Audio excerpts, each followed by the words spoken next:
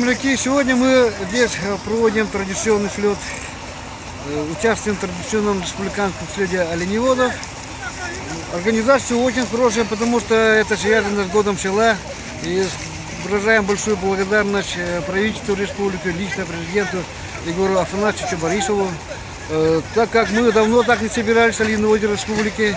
И сегодня я, как представитель Алданского района, одной из оленеводческих районов республики, у нас, в принципе, команда в Устье была очень хорошо.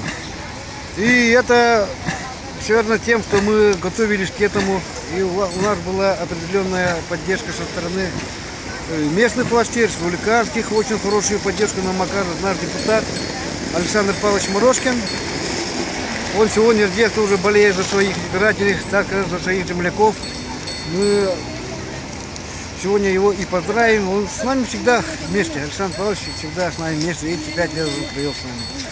По организации у нас очень хорошо выступили, как я уже сказал, наши два призовых места. Это два молодых парня, оленевода, которые вчера ночью сюда приехали, уставшие, но несмотря на это, мы имеем сегодня два призовых места. Но это только старт. Сейчас пойдет забег женщин и потом и ряд спортивных мероприятий. Ну, надеюсь на наши лучшие такие выступления.